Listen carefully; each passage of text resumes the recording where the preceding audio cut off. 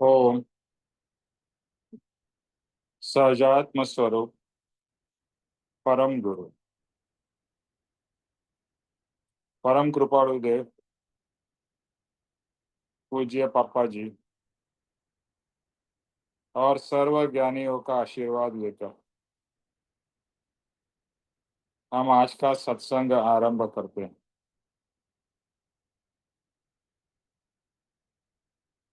जो भी सुने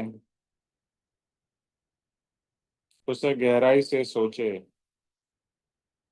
और आत्मसात करे और आत्मसात हो यही भाव से आज के सत्संग में जुड़े। हे प्रभु, सत्संग का लाभ बहुत ही पुण्य के उपार्जन से मिलता है और हम सबका सौभाग्य है कि हम इस पवित्र सत्संग में जुड़ पा रहे हैं।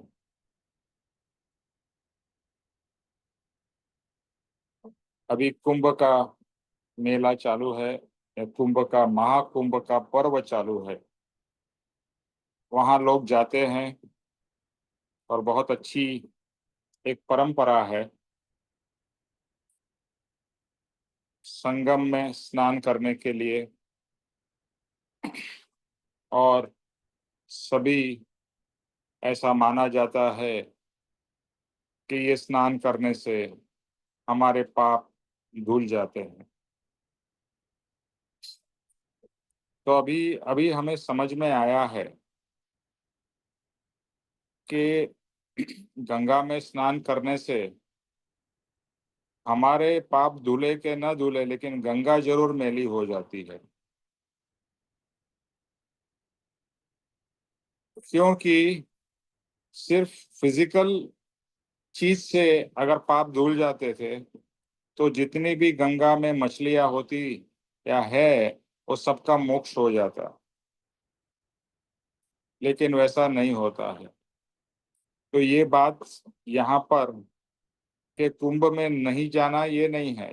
कुंभ में जाना है, मैं स्वयं भी जाने वाला हूँ कुंभ में, लेकिन भाव सबसे अति महत्व के हैं कि भाव से ही कर्म बंधन होता है और भाव से ही कर्म की मुक्ति होती है।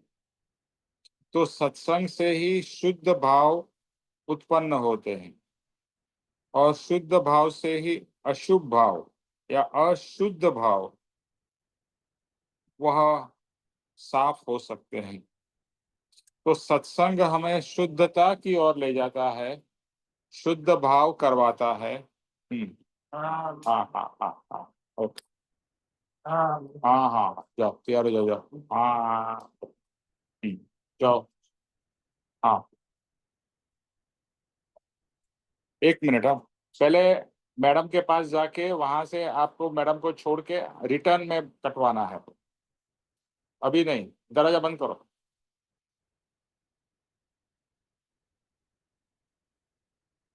सो जो शुद्धता जब तक आत्मा में प्रकट नहीं होती है तब तक शुद्धता के बिना कोई भी कर्म या पाप धुल नहीं सकते हैं। तो आत्मा में शुद्धता प्रकट हो और शुद्धता सत्पुरुष और सत्संग के द्वारा ही उत्पन्न होती है। तो सत्संग एक अति अति उत्तम माध्यम है जो हमें सत्य की तरफ ले जाता है, सत्य की प्रेरणा कराता है और सत्य में हमारी स्थिति कराता है। इसीलिए परम कृपाणु देव ने सत्संग का बहुत महात्म्य किया है। सत्पुरुष और सत्संग के सत्संग के बिना हमारा उद्धार ही नहीं है। तो ये समझ लीजिए कि जितनी बार आप सत्संग में भाग ले रहे हैं उतनी बार आप महाकुंभ में स्नान कर रहे हैं, ऐसा आप जरूर मानना। और ऐसा ही है, क्योंकि सत्संग के द्वारा अवश्य पाप की सफाई हो सकती है अगर हम उस भाव से जुड़े और उस भाव में रहें। तो बस यही भाव कि हम सब पापों से मुक्त हो, सभी पाप, क्योंकि इतने सारे जन्म किए, मरण हुए, तो कितने अनंता अनंता पाप हमने बांधे हुए हैं। और यहाँ पर जब भी पाप की बात होती है तो अशुभ भाव तो पाप है ही, लेकिन उच्च दशा में इवन शुभ भाव भी पाप है। यानी शुभ भाव से भी कर्म बंधन ही होता है, अशुभ भाव से तो अवश्य होता है। तो जो ज्ञानी होते हैं वो शुभ भाव अशुभ भाव दोनों से मुक्त होते हैं और सिर्फ शुद्ध भाव यानी कि ध्यान और समाधि में रहते हैं। जब भी आप ध्यान समाधि में रहते हैं तो आपके कर्म का बंधन नहीं होता है, और जो पूर्व कर्म है वो उदय में आके उसकी निर्जरा हो जाती है, यानी कि वो कर्म एंड हो जाते हैं। कर्म अपना फल देता है, लेकिन जब भी फल दे रहा है उस समय अगर आप ध्यान समाधि में हो तो वो ध्यान समाधि आपको कर्म बंधन से बचाती है या वापिस नए कर्म बंधन होने नहीं देती। तो अशुभ भाव वो तो पाप का बंधन है ही, शुभ भाव भी है। लेकिन अभी इस दशा में जहां पर हमारी शुद्ध भाव की श्रेणी नहीं है, तो वहां पर तो हमें एटलीस्ट अशुभ भाव से बचना है। और आज के दिन में कहें तो शुभ भाव करना बहुत अच्छी भाव है, अच्छी बात है। लेकिन भाव हमारा यही रहे कि एक न एक दिन हमें शुद्ध भाव में जाना है, यानी समाधि में जाना है, कि जहाँ कोई भाव ही न हो। जैसी परमात्मा की दशा है, परमात्मा शुद्ध भाव में हर समय रहते हैं, तो उनको कोई कर्म बंधन नहीं होता। ठीक है, तो ये भाव के साथ में हम सत्संग में जुड़े और सत्संग के भाव कंटिन्यू रहे, ये भी प्रार्थना बहुत ही जरूरी है। दूसरा, ये बात भी हुई थी कि रोज का 1 घंटा या 2 घंटे का वांचन, ध्यान और चिंतन मनन होना चाहिए। और जितना हो सके सुबह का समय हमारा डेली रूटीन चालू हो जाए, हमारा बिजनेस का, जॉब का, घर का या जो भी रिस्पॉन्सिबिलिटी है वो हम उसका काम शुरू करें, उसकी क्रिया शुरू करें। उससे पहले का समय ही बेस्ट समय है कि जब भी ध्यान कर ले, जब भी वांचन कर ले, और जो सत्संग में सुना है उसकी नोट्स अगर आपने बनाई है, और जैसा हम कहते हैं नोट्स हर समय जब भी सत्संग में आए तो साथ में नोटबुक और पेन अवश्य रखे कि जो जो चीज आपको अच्छी लग रही है उसकी नोटिंग हो, और बाद में उसको आप पढ़ सके, उसको रिपीट कर सके। तो अभी हम कर रहे हैं मोक्ष माला, और मोक्ष माला के पहले भावना बोध कृपाणु देव ने लिखी थी, तो अभी हम भावना बोध कर रहे हैं। तो उर्मिल, उर्मिल, हेलो। हाँ निमेश भाई। हाँ, तो आप भावना बोध का जो प्रथम दर्शन है, आपके पास में बुक है? वो वाली ना, अमृता, अमृत मोक्ष माला। मोक्ष। हाँ मेरे पास तो, मैं तो बड़ी वाली में से हाँ पढ़ती हूँ हाँ, तो। बड़ी वाली में से भी चलेगा, उसमें है ही। उसमें जो भावना बोध है उसका प्रथम दर्शन। और जिन लोगों के पास में मोक्ष माला है तो मोक्ष माला रेफर करिए। सतीश जी और हर्ष जी, आज आपको कुरियर मैंने कर दी है, तो आपको 2-4 दिन में मिल जाएगी ये ओके मोक्ष सर। माला पुस्तक। ठीक है। Okay sir, thank you. हाँ, और जिनके पास में नहीं है वो मेरे पास से मंगा सकते हैं।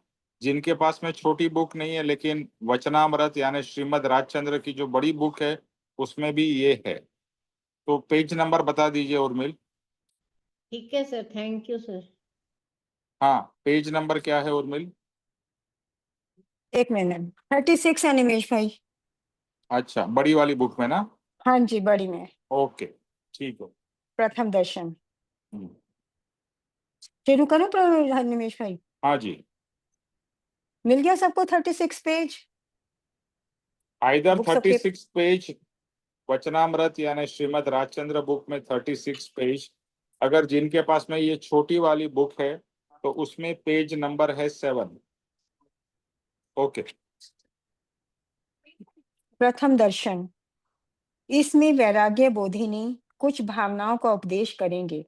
वैराग्य एवं आत्महितैषी विषयों की सुदृढ़ता होने के लिए तत्वज्ञानी 12 भावनाएं बताते हैं। नंबर 1, अनित्य भावना। शरीर, वैभव, लक्ष्मी, कुटुंब, परिवार आदि सब विनाशी हैं। जीव का मूल धर्म अविनाशी है, ऐसा चिंतन करना, यह पहली अनित्य भावना। बस इतना ही, दूसरी इतना इतना इतना ही। ठीक है। एक हम लेंगे। ओके। हम्म। हम्म, तो अनित्य भावना, इन्होंने जो हमें 12 भावनाएं कही हैं, उन्हें पहली जो नित्य भावना है, इसमें ये है कि जो भी जैसे दो है, जड़ और चेतन। तो जो हमारा शरीर है ये भी जड़ है, जिसको हम चेतन मान लेते हैं। तो जैसे जो शरीर है ये जो हमारा सुख आराम, जिसको हम मतलब लग्जरी लाइफ कहते हैं, और धन माया, कुटुंब, परिवार, जैसे परंपरा दिन कहते हैं कि ये स्त्री पुरुष परिवार तुम्हारा कुछ भी नहीं है। तो ये सब, अब ये सब विनाशी है, मतलब ये परमानेंट नहीं है। परमानेंट एक ही चेतन पदार्थ है और वो है आत्मा, बाकी सब जड़ हैं। तो उसमें इन्होंने कहा कि जीव का मूल धर्म अविनाशी है, ऐसा चिंतन करना कि हमें जो मेन हमारा बार बार जो हमें चिंतन करना है ऑन एंड ऑन, वो यही करना है कि मैं शरीर से भिन्न आत्मा हूँ। और जहां तक भी हमारी नजर जाती है, जहां तक भी हम दूर से तक देखते हैं, वो सब विनाशी है, सब जड़ है, जिसको हम चेतन मान लेते हैं।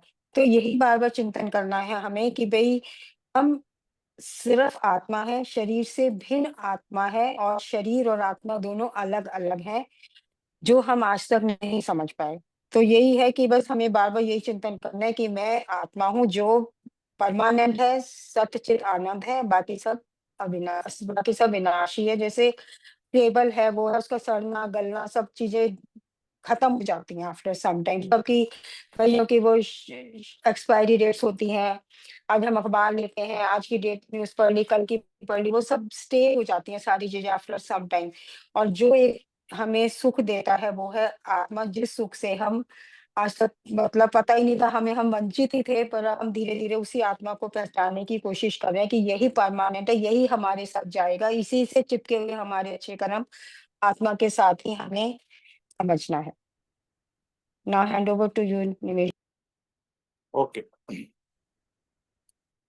तो अभी हम भावना बोध कर रहे हैं। भावना यानी जैसे हम जानते हैं आत्मा का गुण है भाव करना। आत्मा एक भावात्मक पदार्थ है। जैसे हम जानते हैं कि जड़ और चेतन में सबसे बड़ा डिफरेंस क्या है, तो चेतन भावनात्मक ज्ञानात्मक पदार्थ है, यानी वो भाव करता है, ज्ञान करता है, जो कोई जड़ चीज नहीं कर पाती है। अभी बहुत अच्छा शिविर जो हुआ था 31 का, उसमें एक ड्रामा था, बच्चे लोगों ने ही किया था। उसमें ऐसा दिखाते हैं कि जैसे फ्यूचर में ऐसा हो जाएगा कि अभी समझो जिसका एक ही बच्चा है, जैसे 2-3 बच्चे होते हैं माँ बाप के पहले जमाने में, आजकल तो बच्चे भी कम होते हैं लोगों के, तो वहां पर एक ही बच्चा है तो उसके पास में फ्रेंड नहीं है। तो माँ बाप उसको एज अ फ्रेंड एक रोबोट लाके देते हैं, जो दिखने में मनुष्य जैसा ही है, सब कुछ वैसा ही है, बट वो चेतन नहीं है, वो रोबोट है। तो उसमें डिफरेंस दिखाते हैं कि रोबोट को कोई फीलिंग नहीं है। दैट इज द मोस्ट, और आपने पिक्चरों में भी, बहुत सारी पिक्चरों में भी आया है कि रोबोट रहता है, उसके अंदर फीलिंग नहीं हो सकती है, क्योंकि फीलिंग सिर्फ चेतन में ही होती है। तो चेतन का सबसे बड़ा गुण जो है वो है वेदन करना, फील करना या भाव करना, जो जड़ में नहीं है। अभी हम निरंतर क्या करते हैं, ये आत्मा तो भावात्मक पदार्थ है, तो निरंतर आत्मा भाव तो करता ही रहता है, लेकिन कौन से भाव करता है, तो सुबह से लेकर रात तक हम लोग संसार के ही भाव में जुड़े रहते हैं, isn't it? तो निरंतर हम क्या कर रहे हैं? संसार के भाव के कारण निरंतर कर्म बंधन कर रहे हैं। और ज्ञानी हमें ये उपदेश दे रहे हैं कि वो कर्म बंधन है जिससे आपका परिभ्रमण बढ़ रहा है, और उसका जो रिवर्स है या उसका जो ऑपोजिट है कि जो ज्ञान का बोध करना है, या भाव कौन से करने हैं, हमें कौन से भाव करने हैं। आज तक हम संसार के भाव कर रहे हैं, अभी परमार्थ का भाव का क्या मतलब है? तो इसमें 12 भावनाएं दी गई है, और 12 भावना को हम लोग एक एक भावना को डेप्थ में समझेंगे। अभी तो सिर्फ एक समरी है, ये भावना, ये भावना, ये भावना। तो पहली भावना से पहले कृपाणु देव क्या कहते हैं इसमें देखते हैं कि इसमें वैराग्य बोधिनी कुछ भावनाओं का उपदेश करेंगे। यानी ये भावना से क्या प्रकट होगा? वैराग्य। हमें वैराग्य क्यों चाहिए? वैराग्य का इंग्लिश वर्ड है डिटैचमेंट, क्योंकि अटैचमेंट से दुख उत्पन्न होता है, अटैचमेंट से सब तकलीफें उत्पन्न होती है, और डिटैचमेंट से सुख, यानी वैराग्य से क्या उत्पन्न होता है? सुख। आज तक हमें एक्चुअली ये सब पता ही नहीं था, हमें लगता था कि भाई वैराग्य ये सब क्या है। अभी थोड़ा थोड़ा समझ में आ रहा है कि वैराग्य से सुख की उत्पत्ति होती है। और परम कृपाणु देव ने तो लिखा है कि सुख की सहेली अकेली उदासीनता। उदासीनता यानी वैराग्य की आगे की जो दशा है उसे कहते हैं उदासीनता। तो उदासीनता सुख की सहेली है, यानी अगर आपको सुख चाहिए तो अभी उदासीनता नहीं लेते हैं, वैराग्य। तो सुख का फ्रेंड कौन है? वैराग्य। अगर वैराग्य होगा तो आपको सुख की प्राप्ति होगी। और आपके पास में चाहे कितना भी धन दौलत हो, लेकिन वैराग्य नहीं होगा तो आप दुखी ही रहेंगे, जो हम सब महसूस करते ही हैं। तो कृपाणु देव कहते हैं कि इसमें वैराग्य बोधिनी यानी वैराग्य का बोध करने वाली ऐसी कुछ भावनाएं, यानी मेन मेन भावनाएं यहाँ बताई गई है। वैराग्य एवं आत्म हितैषी विषयों की सुदृढ़ता होने के लिए तत्व ज्ञानियों ने ये 12 भावना कही है। यानी वैराग्य आपका प्रकट हो और वैराग्य आपका स्ट्रांग हो, जिससे आत्मा हितैषी यानी आत्मा का कल्याण हो, और ये आत्मा का कल्याण हो, यानी आत्मा की भावनाएं प्रकट हो, आत्मा भाव प्रकट हो, उसके लिए ये 12 भावनाएं हैं। अभी सबसे पहली और मतलब जैसे ना एकदम इंपॉर्टेंट जो भावना, हर एक भावना इंपॉर्टेंट है, बट सबसे इंपॉर्टेंट पहली भावना है अनित्य भावना। अनित्य भावना यानी अनित्य, जो नित्य नहीं है, जो परमानेंट नहीं है, जो टेम्पररी है, अनित्य भावना। शरीर, वैभव, लक्ष्मी, कुटुंब, परिवार आदि सर्व विनाशी है। क्या क्या विनाशी है? शरीर विनाशी है। कुछ समय के बाद में आप अपना ही शरीर देख लो, आपकी बचपन की फोटो, उसके बाद की फोटो, उसके बाद की फोटो, और जैसे जैसे समय बीतता गया आप अपने ही फोटो देखोगे तो समझ में आएगा कि कितना परिवर्तन हमारे शरीर के अंदर, हमारे चेहरे पे, हमारे बाल में, हमारे हर एक चीज में जो फिजिकल है उसमें कितना परिवर्तन आ गया है। और एक ना एक दिन ये काया, ये शरीर खत्म हो जाए। ओके, किसी का भी शरीर आज तक परमानेंट रहा नहीं है। हाँ, किसी की आयुष्य कम हो सकती है, किसी की ज्यादा हो सकती है। कोई 50 साल में या 40 साल में या 10 साल में भी गुजर जाता है, और कोई है जो 100 साल भी जीता है। लेकिन 100, 110, 120, बस उससे ज्यादा। अभी रिसेंटली मैं पेपर में पढ़ रहा था कि जो नॉन लिविंग पर्सन है कुछ 120 या 125 साल की उम्र में गुजर गए। तो कोई भी व्यक्ति, चाहे वो कोई भी, नॉट ओनली मनुष्य, चाहे कोई भी एनिमल हो, उसकी सबकी एक आयुष्य है, और वह शरीर उसका नष्ट होता ही है। फिर दूसरा है वैभव, जिसके पीछे, यानी वैभव, लक्ष्मी, इसके पीछे हम लोग सब लोग पड़े हुए हैं। लेकिन ये भी टेम्पररी है, यानी शेयर मार्केट के जैसे ऊपर नीचे होते रहती हो। आपने देखा होगा किसी के पास में कुछ नहीं था और वो रातों रात करोड़पति हो जाता है, और कोई बहुत पैसे वाला था वो रातों रात रोड़पति हो जाता है। तो ये सब आपने देखा भी होगा और आपके स्वयं के जीवन में भी देखा होगा कि कैसे बदलाव निरंतर आते रहे हैं, कोई चीज परमानेंट नहीं रही है। तो वैभव, लक्ष्मी, फिर कुटुंब, कुटुंब जो हमारा है या परिवार है, उसमें भी कोई नए व्यक्ति यानी कोई नया बालक, चाहे वो ग्रैंडसन हो, आपका खुद का बेटा बेटी हो, उसका जन्म होता है, एक नया व्यक्ति आता है, और आपके माँ बाप या आपके दादा नाना धीरे धीरे चले जाते हैं। तो परिवार में निरंतर परिवर्तन आ रहा है, कोई आ रहा है कोई जा रहा है। जैसे कबीर जी कहते हैं, एक आवत है एक जावत है, कोई आता है कोई जाता है, but is it permanent? No, it is constantly changing. तो कुटुंब, परिवार आदि सर्व क्या है? विनाशी है। Nothing is permanent. ऐसा कहा जाता है कि इस जीवन में कोई भी चीज परमानेंट तो है ही नहीं, और परमानेंट मानना वही हमारी मूर्खता है। हम क्या सोचते हैं कि ये चीज फॉर एवर रहेगा, ये शरीर मेरा फॉर एवर रहेगा। जैसे हम मृत्यु की बात करते हैं तो हमें सबको यही लगता है ना, अभी तो मेरे को समय है, अभी मैं मरने वाला नहीं हूँ। लेकिन थोड़ा ही सोचेंगे तो जो भी आपकी उम्र है तो रियलाइज होगा कि भाई शायद 10 साल, 20 साल, 30 साल, जितनी जिसकी उम्र है उससे आगे तो आप जीने वाले नहीं हो, यानी इस शरीर में। तो शरीर तो चला जाएगा। तो मेरी इस मनुष्य भव में तो इतना ही मेरा अभी आयुष्य है।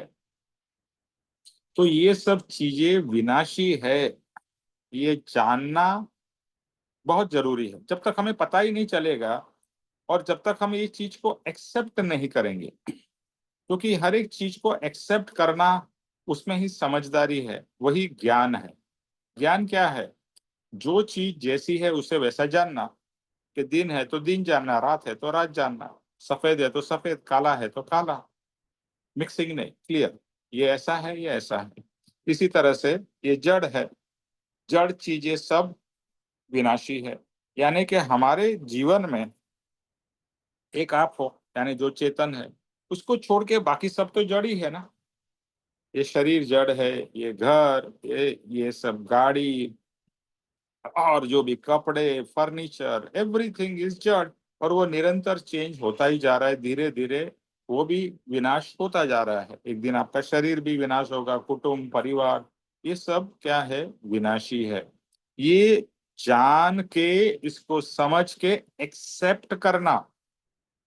अभी किसी की डेथ हो जाती है, बहुत रोते हैं, बट रोने से तो वो व्यक्ति आने वाला है नहीं, जो गया सो गया। तो एक्सेप्टेंस कि भाई ये व्यक्ति की इतनी आयुष्य थी, नंबर वन। सेकंडली, इस व्यक्ति के साथ में मेरा इतने सालों का रिलेशनशिप था, आज वो रिलेशनशिप खत्म हो गया, क्योंकि वो व्यक्ति, वो आत्मा और कहीं चला गया। आप यहाँ पर हो, कुछ समय के बाद में आप भी जाओगे, आप कहाँ जाओगे कुछ पता नहीं है। तो ये सब चीजें को अंडरस्टैंड करके एक्सेप्ट करना, उसी में सुख है। क्योंकि आप एक्सेप्ट नहीं करोगे, जैसे आपने घर में अच्छी क्रॉकरी लाई और आप चाहते हो कि क्रॉकरी कभी भी ना टूटे।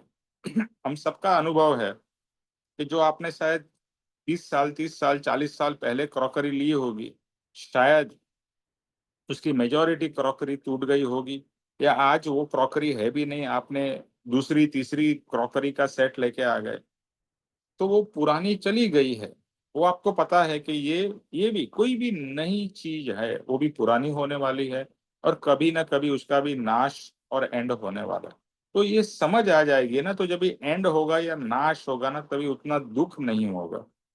अगर समझ नहीं होगी और नई क्रॉकरी लेके आए और समझो कोई साफ सफाई तक अपना घर में काम करने वाले ने तोड़ दी या टूट गई, कोई तोड़ता नहीं है, टूट गई, हम कितना गुस्सा हो जाते हैं। नई क्रॉकरी, इतनी महंगी क्रॉकरी तोड़ दी, अरे वो तो विनाशी थी, वो टूटने ही वाली थी, उसके उसका वो तो निमित्त था, उसके कारण टूटी है, आज नहीं तो कल टूटती, कल नहीं तो परसों टूटती थी। तो तुम क्यों इतना गुस्सा हो रहे हो? बिकॉज वहां पर अटैचमेंट है। जहां पर कृपाणु देव क्या कहते हैं, वैराग्य लाना है। जाने वाली थी, चली गई, बहुत सारी चीजें ऐसी है आपके जीवन में चली जाती है, गुम जाती है, टूट जाती है, फूट जाती है, रोने से भी नहीं आती है। तो वहां पर यही समझ, यही अंडरस्टैंडिंग और यही एक्सेप्टेंस, ये सब चीजें विनाशी है।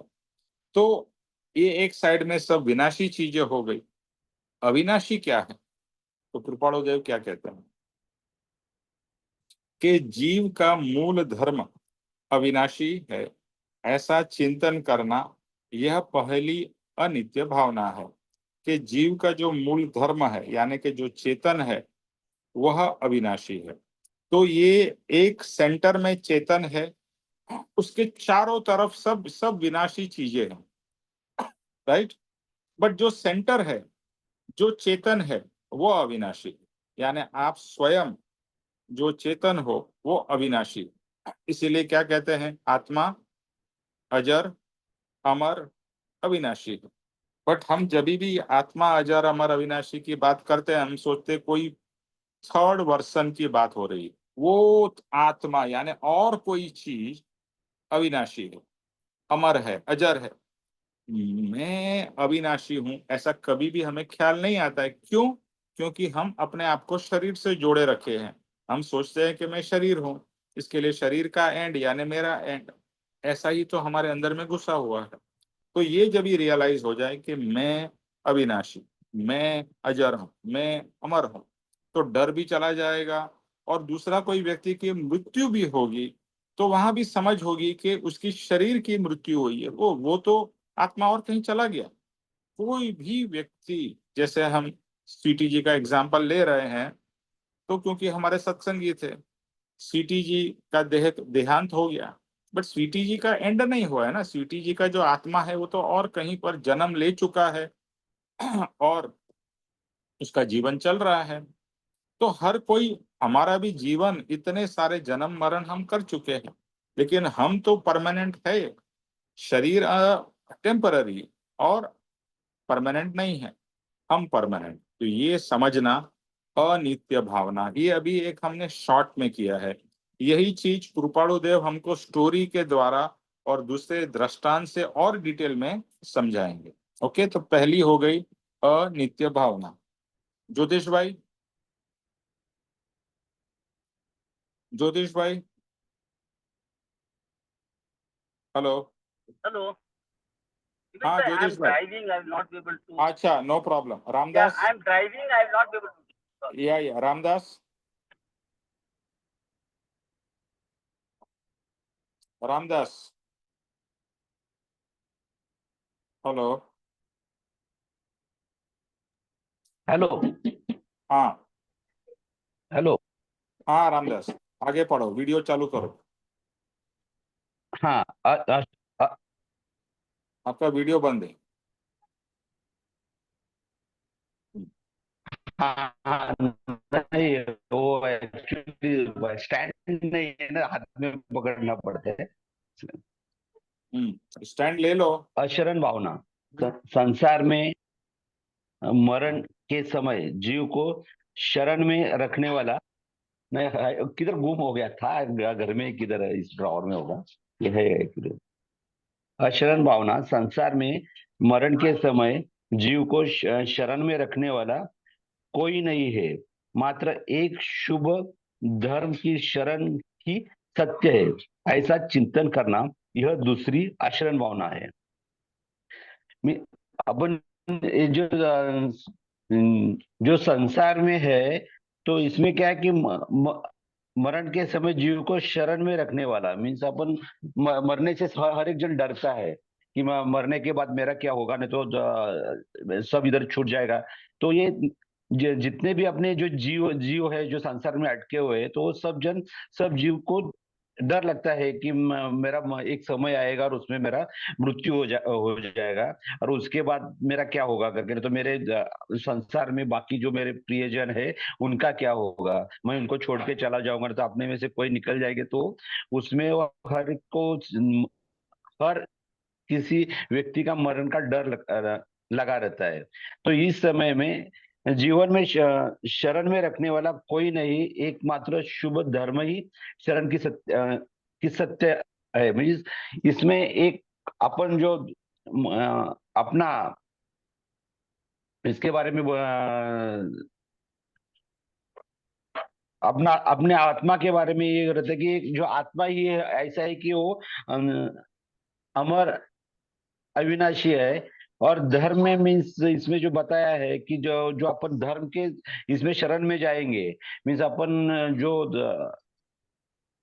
धर्म रिगार्डिंग मीन्स अपन जो सत्संग और ये जो करते हैं, तो इसके शरण में जाएंगे, अपने धर्म की जो शरण में जाएंगे, तो अपने को उसका ऐसा चिंतन करना या दूसरी शरण भावना है मीन्स उसके रिगार्डिंग अपने को डर नहीं लगेगा कि जब अपन इसमें जाएंगे, तो ऐसा मुझे लग रहा है करके सर।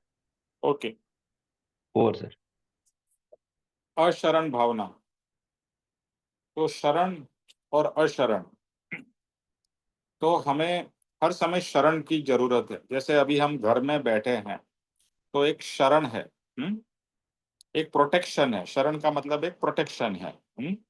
तो हर एक जन को किसी न किसी, जैसे एक छोटा बच्चा है तो उसकी उसकी माता की, पिता की शरण है। अभी हम जैसे इस गुरु के शरण में है, पापा जी के, कृपाणु देव के शरण में है। तो यहाँ पर थोड़ा अलग शब्दों में लिखा है, आप धर्म का शरण लिखे या गुरु का शरण लिखे, ये सिमिलर है।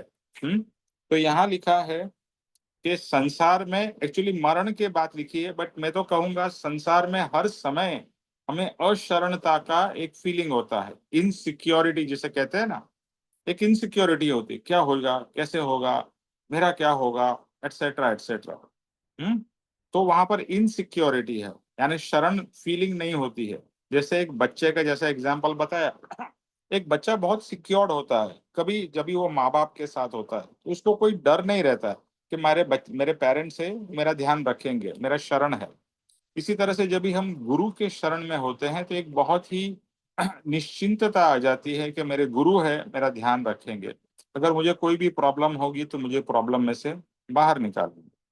तो गुरु और ये जो आत्मा धर्म है, तो ये आत्मा धर्म जो है वही हमारा शरण है।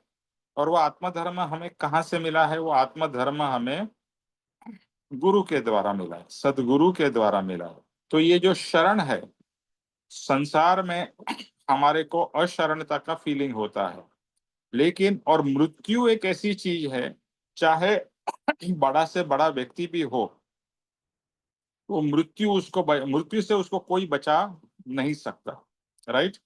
जब भी मृत्यु आती है, चाहे डॉक्टर हो, चाहे आप बेस्ट से बेस्ट हॉस्पिटल में हो, आपकी अगर मृत्यु आती है तो मृत्यु के समय आपको कोई बचा नहीं सकता। आपका किसी का भी शरण आपने लिया हो, बेस्ट हॉस्पिटल में बेस्ट डॉक्टर के भी शरण में हो, तो भी आप बच नहीं सकते हो अगर आपका आयुष्य पूरा हो गया। लेकिन यहाँ क्या कहा? धर्म यानी कि आत्मधर्म जो है, तो आपका जो आत्मधर्म है वह उसको शरण में, यानी एक शुभ धर्म, आत्मधर्म ही शरण ही सत्य है। तो तभी क्या होता है? क्या आत्मधर्म करने से आपकी मृत्यु नहीं होगी? नहीं, मृत्यु मतलब शरीर की मृत्यु तो होगी ही, लेकिन जब भी आप आत्मधर्म में रहेंगे तो आपका समाधि मरण होगा। समाधि मरण यानी कि आपका एंड तो है ही, शरीर का एंड तो है ही, लेकिन आपको उस समय जरा भी चिंता नहीं होगी। आप शांत भाव में, आत्मा भाव में, स्थिर भाव में इस शरीर का त्याग करेंगे। तो ये जो है, ये हमारे पास में धर्म का शरण है, आत्म धर्म का, और गुरु का शरण है। इसके लिए हम बहुत ही सहजता से इस शरीर को छोड़ सकते हैं। डर नहीं, चिंता नहीं, कुछ नहीं, एकदम सहजता से इस शरीर का, जैसे हमने सुना है कि जो संत महात्मा होते हैं अपने शरीर का त्याग करते हैं, उसमें मृत्यु नहीं कहते, हम क्या कहते हैं कि उन्होंने शरीर का त्याग किया। ऐसी ही सिचुएशन आपकी और हमारी हो सकती है, प्रोवाइडेड हमें आत्म धर्म का शरण हो, गुरु का शरण हो, और सच्चे धर्म का। धर्म का मतलब यहाँ पर हिंदू धर्म, मुसलमान धर्म नहीं है, आत्मा का धर्म, यानी शांत भाव में शरीर का त्याग हो तो वह सच्चा शरण है। यानी अशरण का मतलब है कि हमारे जीवन में सिर्फ मृत्यु की बात नहीं, अभी मैं पूरे जीवन की बात कर रहा हूं। आप जितने समय, या अगर आप एक बार इस मार्ग में आ गए और सच्ची तरीके से गुरु का शरण और धर्म का शरण मिल गया, तो आपको आपका डर, आपका भय, आपकी चिंता ऑटोमेटिकली कम हो जाएगी। शायद खत्म ना हो जाए क्योंकि वैसी दशा नहीं है, लेकिन धीरे धीरे धीरे ये चिंताएं, आकुलता, व्याकुलता, डर, इनसिक्योरिटीज कम होगी। और जैसे कहा कि अभी मृत्यु भी आ जाए तो भी डर नहीं रहेगा कि अरे मृत्यु हो गया, मैं मर जाऊंगा। जैसे हर किसी को मृत्यु का बहुत डर रहता है, मरना नहीं है, मरना नहीं है। एक आध्यात्मिक व्यक्ति को मृत्यु का डर नहीं होगा, वो उसको स्वीकार करेगा। जैसे एक सोल्जर होता है, एक निडर सोल्जर होता है, उसे मृत्यु का भय नहीं होता है अगर वो निडर सोल्जर है तो। लेकिन एक साधारण व्यक्ति को मृत्यु का बहुत भय रहेगा, वो लड़ाई में जाएगा ही नहीं क्योंकि मर जाऊंगा तो क्या होगा। लेकिन जो एक सोल्जर होता है, उसकी जो भावना इतनी अच्छी होती है कि मैं देश के लिए, सेवा के लिए जा रहा हूं, और अगर मर भी जाऊं तो भी कोई गम नहीं है। तो वो एक अलग भावना है। और अभी हम जो भावना की बात कर रहे हैं वो आत्मा की भावना की बात कर रहे हैं कि आत्मा भाव में रहूंगा तो कोई भी सिचुएशन हो, any situation, I will be safe. और अगर मृत्यु भी आए तो भी आई विल बी सेफ। मृत्यु तो क्या है, जैसे मृत्यु की समझ आ गई, इस शरीर को छोड़ना, वो मृत्यु है, कोई एंड नहीं है। तो ये जो समझ है, ये सब धर्म के कारण, गुरु के कारण आई है। तो ये सब है अशरण भावना की समझ। ओके, अभी तीसरा लेते हैं। किसके पास में बुक है? मानिक, आपके पास में बुक है ना? हाँ है निमेश भाई। हाँ, तो तीसरा पॉइंट लीजिए।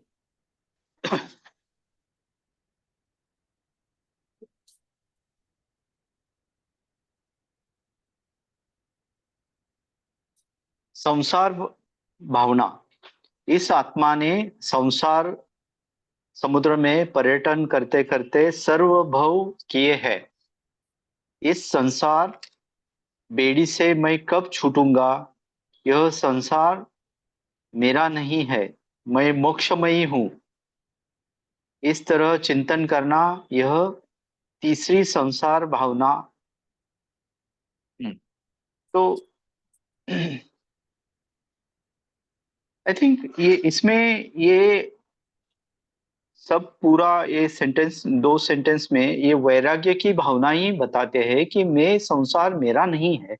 ये संसार का जो डिटैचमेंट करना ये जल्दी करे तो ही उसको मन में इससे छुटकारा छुटकारा पाया, इससे इससे मोक्ष पा सकता है। हाँ, तो हमेशा ये अटैचमेंट छोड़कर ये संसार से मैं कब छूटूंगा, कब उससे मुझे मुक्ति हो जाएगी, ये भावना करना, यही यही एक यही तत्वज्ञानी ने एक बताया, एक पॉइंट बताया इसमें आई थिंक। हम्म, और ओके। हमेशा हमेशा इसका वो माइंड में, जब भी आप है, दिन में है, रात में है, चलते हैं, ये है, यही इसका ही चिंतन करना है कि मुझे इससे कैसे डिटैचमेंट करूं, मुझे इससे कैसे मोक्ष उससे पालूं। यही यही मन में सोचना है हमेशा। वही संसार भावना है। Sure, okay. तो कृपाणु देव क्या कहते हैं? इस आत्मा ने संसार समुद्र, संसार को क्या कहा गया है? सभी ज्ञानियों ने संसार को समुद्र कहा है। समुद्र क्यों? बिकॉज कितना विशाल है ना समुद्र, एंडलेस। आप समुद्र को देखो तो आपको दूसरे साइड का किनारा नहीं दिखाई देगा, इतना विशाल है। यानी लेंथ, ब्रेड्थ और डेप्थ सभी विशाल विशाल है। तो ये संसार भी ऐसा है। संसार भी कैसा है? एंडलेस है, विशाल है। इसके लिए संसार समुद्र।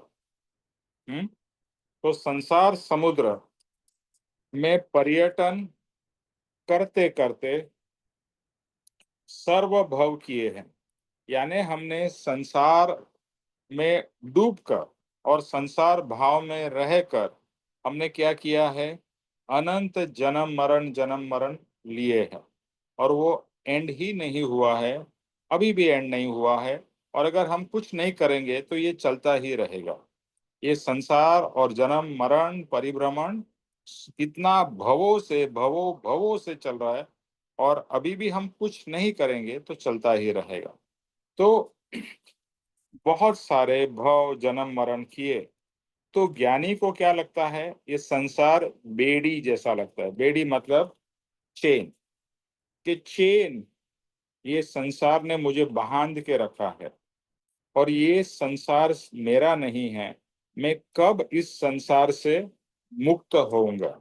देखो, ये जो भावनाएं है ना, बहुत सिंपल है, बहुत डीप में आपने को जाना है कि जब तक संसार आपको प्रॉब्लम नहीं लगेगा तब तक आप संसार से प्रेम ही करते रहोगे और ज्यादा संसार की ही कामना करोगे, जो आज तक हमने की है ना। आज तक हमने क्या कामना क्या की है, संसार की तो कामना की है ना, कि और संसार मिले और संसार अच्छा मिले। लेकिन ये आपके हाथ में नहीं होता है कि संसार अच्छा मिले। संसार तो जैसा है ऐसा है। आपने संसार की भावना की तो दिखने में ऊपर से अच्छा है, अंदर से दुख है। तो जैसे हम बात करते हैं कि हर कोई व्यक्ति इस संसार में दुखी है, और किसी की दुख समझने की शक्ति है, किसी की दुख सहन करने की शक्ति है, लेकिन दुख तो हर किसी को है। और ज्ञानी को संसार से बिल्कुल लगाव नहीं है, और हम अज्ञानी हैं और हमें संसार से बहुत लगाव। भले संसार में कितने ही हमारे प्रॉब्लम्स क्यों ना हो, फिर भी हमें संसार से वैराग्य नहीं आता। यह बात तो हम सब मानेंगे, क्योंकि संसार हमें प्रिय लगता है। जैसा एक डायबिटीज वाला है, उसके लिए शुगर जहर बराबर है, लेकिन शुगर की जो क्रेविंग इतनी स्ट्रांग होती है कि उसे वही मीठी चीजें शुगर खाने की इच्छाएं निरंतर होती रहती है। तो यही चीज हम सबके लिए है। ये संसार, हम लोग समझ जाइए कि हम डायबिटिक है और ये संसार ये शुगर है, हम खाएंगे उतना ही हमारे को तकलीफ होने वाला। तो पहली बात तो संसार बंधन है, ये समझता ही नहीं है एक साधारण मनुष्य। अभी लास्ट वीक ही मेरे एक फ्रेंड की बेटी का शादी था, वो भी एक डेस्टिनेशन वेडिंग था। तो हम लोग वहां गए थे, तो मेरे कुछ फ्रेंड्स, लेकिन उनकी जो समझ है, कॉलेज के फ्रेंड्स है, बहुत सालों से फ्रेंड है, लेकिन उनको ये सब वैराग्य की बातें और संसार बंधन है, मतलब उनके तो सोच में भी नहीं है। मतलब वो ऐसा सोच ही नहीं सकते हैं कि संसार एक बंधन है, संसार एक तकलीफ है। वो सोच ही नहीं सकते हैं। उनके लिए तो संसार यानी मजा है, बट एटलीस्ट कुछ समय के लिए तो मजा कर लो, फिर बाद में सजाई है, वो दुख तो है ही। और एक्चुअली क्या करते हैं हम इस तरह से, चाहे वो शादी हो चाहे वो आउटिंग हो, तो हमारे दुख से हम बाहर निकलने के लिए ये सब चीजें करते हैं कि चलो थोड़ा थोड़ा उतना समय तक के लिए तो हमको दुख कम लगे, या हम थोड़ा एंजॉय कर सके। और एंजॉय करना ही है, जीवन एक उत्सव है। लेकिन हम उसमें डूबेंगे तो मरेंगे। जैसे एक नाव होती है, वो भी समुद्र में ही है, लेकिन वो डूबती नहीं है, वो पार जाती है। इसीलिए संसार समुद्र के कहते हैं ना, बेड़ा पार लगाना है, भगवान मेरा बेड़ा पार लगाना। बेड़ा मतलब नाव, मेरी नाव पार करना, इस संसार में मैं डूब न जाऊं। और हम आज तक संसार में डूबते आए हैं, इसके लिए मरते आए हैं। तो ये जो सिलसिला है ये कभी खत्म हुआ ही नहीं है। तो संसार बंधन रूप लगेगा, भले पूरा नहीं लगे, थोड़ा तो लगे। अच्छा, एक चीज बहुत अच्छी है, जब इस संसार में प्रॉब्लम आता है ना, तो संसार बंधन रूप जरूर लगता है। लेकिन जब इस संसार में अच्छा समय होता है तो हमें बंधन नहीं लगता है, बहुत अच्छा लगता है, बहुत मीठा लगता है, इजंट इट। लेकिन ज्ञानी को तो हर चीज बंधन रूपी लगती है। तो वहां तक हमें पहुंचना है कि ये संसार बंधन है, और उस बंधन से मुझे मुक्त होना है, क्योंकि यही संसार ही मेरे दुख का कारण है और संसार भावना ही मेरे दुख का कारण है। इस समझ बहुत ही इंपॉर्टेंट है। तो हाँ, तो ये संसार मेरा नहीं है, मैं मोक्षमयी हूँ, इस तरह से चिंतन करना ये तीसरी संसार भावना है। क्या ये संसार मेरा नहीं है? जब तक ये रियलाइज नहीं होगा, आज तक हमने संसार को क्या माना है? मेरा मेरा संसार, मेरा पति, मेरी पत्नी, मेरे बच्चे, मेरा घर, मेरा बिजनेस, ये सब संसार है। संसार का दूसरा नाम क्या है? पति, पत्नी, बच्चे, बिजनेस, जॉब, यही तो संसार है ना। संसार को मेरा मानना वही दुख का कारण है। जो है सो है, पति है तो है, पत्नी है तो है, बच्चे है तो है, ये मेरे है, वह दुख का कारण है। जैसे ही आपने किसी को मेरा बना लिया, आपका दुख शुरू हो गया। और जैसे ही आपने वो भाव तोड़ दिया या छोड़ दिया, आपका दुख कम हो जाए। आप देखिए, अटैचमेंट क्या है? ये मेरा वही अटैचमेंट है ना। और मेरा नहीं समझना कि भैया ये एक ऋणानुबंध के कारण मेरे साथ में जुड़े हुए हैं। कुछ समय के लिए हम लोग साथ में रहेंगे, फिर बिछड़ जाएंगे। जैसे आप ट्रेन में या फ्लाइट में जाते हो, तो आप आजू बाजू वाले के साथ में आपकी फ्रेंडशिप हो जाती है, लेकिन वो कितने समय के लिए होती है? जब तक आपकी ट्रेन की जर्नी है, उतने समय के लिए, राइट? पहले तो हम लोग की लंबी लंबी जर्नी होती थी, 12 घंटे, 24 घंटे, तो उतने समय तो बहुत हम मिलजुल जाते थे। लेकिन जैसा ही स्टेशन आया, वो उसके रास्ते, हम हमारे रास्ते, फिर कौन वो और कौन हम, सब भूल जाते थे। तो बस हमें यही चीज हमें पक्की करनी है। इस संसार के जितने भी साथी और संसार जो हमें हमारा लग रहा है, उसके बारे में तो मैं, कृपालुदेव ने क्या कहा है? मैं, ये संसार मेरा नहीं है, मैं मोक्षमयी हूँ। आज तक हम मोहमयी थे, मोहमयी। कृपालुदेव मुंबई के बारे में लिखते हैं, मोहमयी, मोह से भरी हुई ये नगरी है मुंबई, इसके लिए लिखते थे मोहमयी। और यहाँ पर क्या लिखा है? मैं मोक्षमयी हूँ। मोक्ष, मैं मोक्षमयी हूँ, मेरा मोक्ष लिखा हुआ है, प्रोवाइडेड मैं उसके ऊपर चलूंगा। अगर नहीं तो परिभ्रमण है। और यही चिंतन करना, यही विचार करना, ये तीसरी संसार भावना है। ओके, चौथा कौन लेगा जिसके पास में बुक है? निमेश भाई, एक बात बोलूं? हाँ, पूछिए, हाँ बोलिए। हाँ हाँ।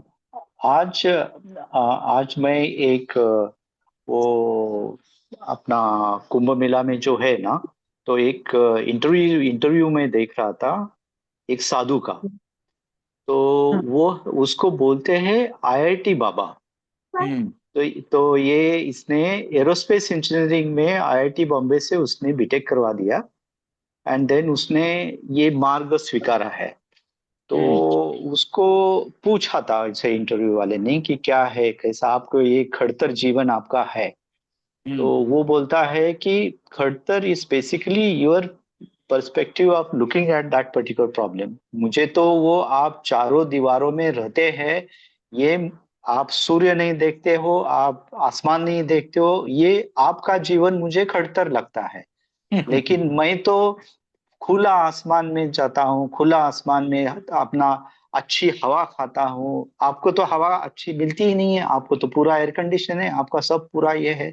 तो मेरे लिए ये सरल जीवन है, आपके लिए ये खड़तर जीवन है। सो हर एक का वो बेसिकली वो संसार से मुक्त होके वो मोक्ष का ये जो रास्ता है उसके तरफ वो चल रहा था। बहुत बढ़िया है एक्चुअली। वो वीडियो एक्चुअली 10 मिनट का है। आईआईटी बॉम्बे का बंदा है, एरोस्पेस इंजीनियरिंग का। Now he is into that particular path. हाँ, वेरी तो हैप्पी। या वो वाला वीडियो आप शेयर करिए ऑनलाइन ग्रुप में, फिर मैं आगे फॉरवर्ड भी करूंगा। चलेगा चलेगा, ओके। निमेश भाई, मैं करूँ? हाँ, करो। एक डायरेक्ट उधर लिख जाओ। हाँ, जय सतगुरुदेव वंदन। जय सत एकत्व भावना। यह मेरा आत्मा अकेला है, वह अकेला आया है, अकेला जाएगा, अपने किए हुए कर्मों को अकेला भोगेगा। अंतःकरण से इस तरह चिंतन करना, यह चौथी एकत्व भावना है। ये बोल रहे हैं कि आज जब भी आत्मा आती है तो वो अकेले ही आती है और अकेले ही जाती है। तो अपने और जो कर्म भी भुगतने पड़ते वो अकेले को ही भुगतने पड़ते, चाहे आपकी फैमिली में सब कुछ होते हुए, सुख सुविधा, हस्बैंड और बच्चे सब कुछ होते हैं, सब सुविधा है, मगर अगर आपको कोई बीमारी हुई तो आपको अपने कर्म अकेले ही भुगतने, कोई आपका कर्म नहीं ले सकते। तो ऐसे इन्होंने बोला है कि बारंबार आप इस चीज पे चिंतन करें। जब भी आप कुछ करते हैं तो ये सोचे कि ये जो भी करना है सब मुझे ही अकेले भुगतना है, किसी और को नहीं भुगतना। जो मेरा कर्म है वो तो मैं ही भुगतूंगा, कोई और नहीं भुगत सकता, और ना मैं किसी और का कर्म मैं भुगत सकता हूँ। तो ये चिंतन करने योग्य है, ये ऐसा मैं समझती हूँ। ओके। एकत्व भावना। ये मेरा आत्मा अकेला है। अकेला है, अकेला आया है, अकेला जाएगा। देखो, ये अभी तो हमें समझ में आता है कि जब भी किसी का जन्म होता है तो वो पूरा ग्रुप में तो आता नहीं है। अकेला आता है। मान लो आजकल ट्विंस होते हैं, बट वो भी कोई सेम टाइम पे तो जन्म नहीं होता है, अलग अलग टाइम पे होता है, आगे पीछे तो होता ही है। तो अकेला आता है। और मान लो ट्विंस हुए भी तो जाने का समय तो सेम नहीं होगा, जाने का समय सबका अलग अलग होगा। जैसे अभी हम इतने सत्संगी है तो सब लोग अलग अलग टाइम पे इस पृथ्वी पे आए हैं, इस शरीर में आए हैं, और अलग अलग टाइम पे जाएंगे। सेम चीज हमारे परिवार वाले हो गए, अकेले आए हैं, अकेले जाएंगे। तो एक एक भावना है ना, इसको एक एक पॉइंट ऑफ व्यू से देखना और समझना है। हम सब कहेंगे नहीं, हम तो साथ में रहते हैं, हम अकेले कैसे हैं। यस, 100% आप साथ में रहते हो, लेकिन हर एक का बिहेवियर अलग है। हर एक अलग अलग तरीके का सुख और दुख भुगतता है। भले आप साथ में भी परिवार में रहो, वही चीज को लेके कोई सुख भुगतता है, वही चीज को लेके कोई दुख भुगतता है। इंसिडेंट सेम होता है, प्रसंग भी सेम होता है, किसी को सुख का अनुभव होता है, किसी को दुख का अनुभव होता है। जैसे घर में शादी हुई, कोई खुश होगा, कोई दुखी होगा, है ना। तो आप देखिए, हर एक चीज के अंदर में आपको ये रियलाइज होगा कि हर एक का रिएक्शन सेम नहीं होता है, अलग अलग होता है, उसकी प्रकृति और उसके कर्म के हिसाब से। तो कृपाणु देव कह रहे हैं, एक तो अकेले आए हैं, अकेले जाना वाला हो। Number 1 very clear. दूसरा है कि ये जो आपने कर्म किए हैं उसका जो फल है वो आपको ही भुगतना पड़ेगा। कर्म का सिद्धांत इतना ब्यूटीफुल है ना, कर्म का सौदा नहीं हो सकता कि चलो भैया तेरे 100 कर्म मुझे दे दे, ये मेरे तो ये कर्म ले ले। जैसे पैसा और बाकी सबका हम ट्रांजैक्शन करते हैं ना, कि भैया ये लिया ये दिया, ऐसा एक्सचेंज। कर्म में कोई एक्सचेंज नहीं है। दूसरा, कर्म में प्लस माइनस भी नहीं है। जैसे आपने 10 लिया और 5 दिया तो आप बोले कि 10 - 5, है ना, 5 हो गया। कर्म में जैसे 10 शुभ कर्म है और 5 अशुभ कर्म है आपके, तो 10 शुभ कर्म भी भुगतने पड़ेंगे, 5 अशुभ कर्म भी भुगतने पड़ेंगे। ऐसा नहीं होगा कि भाई 10 शुभ कर्म 5 अशुभ कर्म तो 10 - 5 सिर्फ 5 शुभ कर्म ही मैं भुगतूंगा। नहीं नहीं, आपने जो अशुभ कर्म किए हैं वो भी आपको भुगतने ही पड़ेंगे। आपका कोई उसमें प्लस माइनस वो नहीं होता है, एडजस्टमेंट। तो कर्म जो किया वो आपको ही अकेले भुगतना पड़ेगा। जैसे शकुन ने कहा, आप बीमार हुए, दूसरे आपके साथ में आपको सपोर्ट कर सकते हैं, बट आपकी बीमारी नहीं ले सकते हैं। जैसे हम बहुत से बार पिक्चरों में देखा होगा, या किसी कभी कभी हम भी बोल देते हैं, भगवान उसके दुख मुझे दे दो और मेरे सुख उसको दे दो। भगवान ऐसा कुछ नहीं करते हैं। पहले भगवान किसी का एक्सचेंज भी नहीं करते हैं, ये भी समझना है। तो आपके सुख आपको भुगतने हैं, आपके दुख भी आपको भुगतने हैं, आपके जो कर्म के फल है वो आपको ही भुगतने हैं, इसमें कोई कुछ नहीं कर सकता।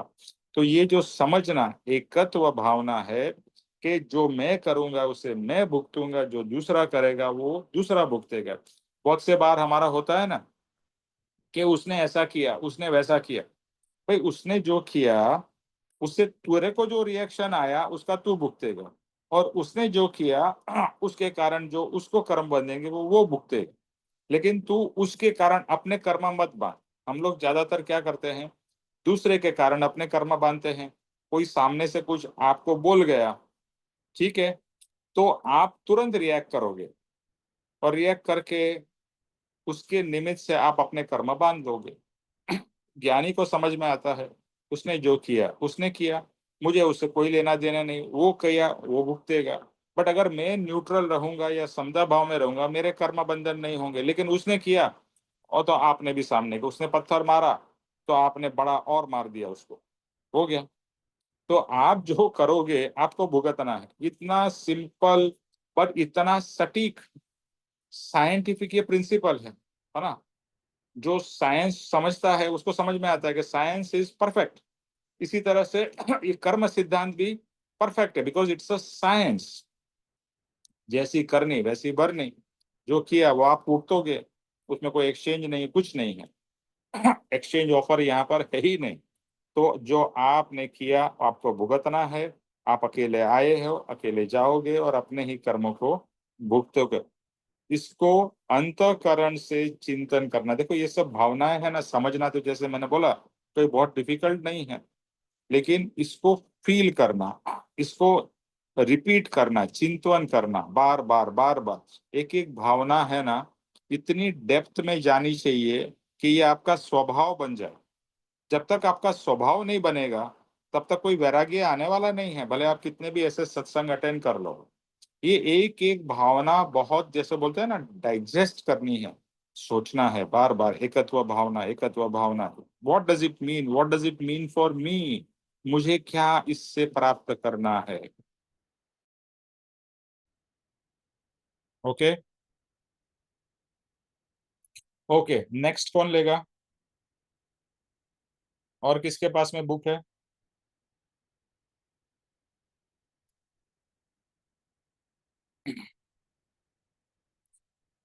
अच्छा मैं पढ़ता हूं, आप एक्सप्लेन। सतीश जी, सतीश जी। जी सर, जी सर। हाँ मैं पढ़ता हूँ, आप नोट डाउन करिए। एक ही लाइन है। आपके पास में पेपर ओके। और पेन है? जी हाँ, जी हाँ है। हाँ। आपका आवाज नहीं आ रहा है। है सर, है। ओ सॉरी।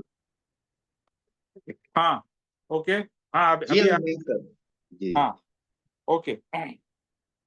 अन्यत्व भावना, इसका नाम है अन्यत्व भावना। अन्यत्व, अन्यत्व भावना। ओके, जी ये इसकी भावना है। इसका सर, अनित्य का मतलब क्या है? आएगा, आप नोट करिए। ठीक। अन्यत्व भावना। इस संसार में, इस संसार में आप लिख लीजिए, लाइन लिख लीजिए। इस संसार में कोई जी किसी का नहीं है। इस संसार में कोई किसी का नहीं है, जी, कॉमा, लिख लिया। कॉमा। इस तरह चिंतन करना, यह पांचवी अन्यत्व भावना। बस इतना ही कृपाणुदेव ने लिखा है। ओके, अभी आप आपके शब्द में इसको थोड़ा एक्सप्लेन करिए। सर, ये कहते हैं कि संसार में कोई किसी का नहीं है। सब इंडिविजुअल आए हैं और इंडिविजुअल गए हैं। जैसे आपने ऊपर बताया था एकत्व भावना में, भले वो जुड़ में पैदा हुए हैं, परंतु जो टाइम डिफरेंस है, परंतु अगर एक साथ भी हो जाए, ये भी मान लिया जाए, जो कि नहीं पॉसिबल, परंतु फिर भी उनके कर्म अलग अलग हैं। वो उनकी डेथ वगैरह उन्होंने अलग अलग समय पे जाएंगे अपने कर्मों के मुताबिक। जैसे एक माँ 4 बच्चे को जन्म देती है, जैसे देखिए अंबानी का ले लीजिए, अनिल अंबानी और दूसरे अंबानी, एक राजा भोज और कहाँ गंगा तेली। तो इस संसार में कोई किसी का नहीं है। Every individual is guided by his own कर्म। आज जो हम हैं इस संसार के अंदर अपने पिछले कर्मों के कारण है। उसके कारण अच्छा व्यापार मिला, अच्छा परिवार मिला, अच्छे बच्चे मिले, ऐसे कुछ अच्छे कर्म किए हुए थे कि कोई रुकावट नहीं आई, गिरावट नहीं आई। नहीं तो संसार को, दूसरों लोगों को देखिए तो कितना, हर एक आदमी पे कोई ना कोई शिकायत है, दुख है। किसी की वो खुद बड़े अमीर हैं तो संतान खराब है, संतान खराब है तो उनके आगे बच्चे, मतलब हर एक आदमी अपने कर्म के मुताबिक चलता है। तो इस संसार में कोई किसी का नहीं, एवरीबॉडी इज इंडिविजुअल। ये एक सोसाइटी है बनी हुई, जिससे मैंने कहा ये मेरी माँ है, ये मेरे बाप है, मेरी बीवी है, मेरे बच्चे हैं, but otherwise all are guided by their own karma. इस तरह चिंतन करना, इस तरह हमको ये इस पॉइंट पे विचार करना है। कोई आपको कुछ कहता है तो उस पर रिएक्शन मत दीजिए, क्योंकि moment you give any reaction, आपके कर्म बंधन होंगे। कर्म बंधन होंगे तो भोगना भोगना पड़ेगा। तो बेस्ट इज टू आत्म भाव में रहिए, जितना हो सकता है अपने ज्ञानियों के, गुरु के शरण में रहिए, ज्ञानियों के चरण में, सत्संग में रहिएगा, ताकि विचार आपके अपने लिए ही हैं। आप दूसरों के लिए विचार करेंगे अच्छे बुरे तो कर्म बंधन है। रिमेन इन योर ओन आत्मा, जैसे आपने कहा वो सरकमफ्रेंस है, वो तो सारा संसार है, हमको अंदर तरफ जाना है। Every individual has to try.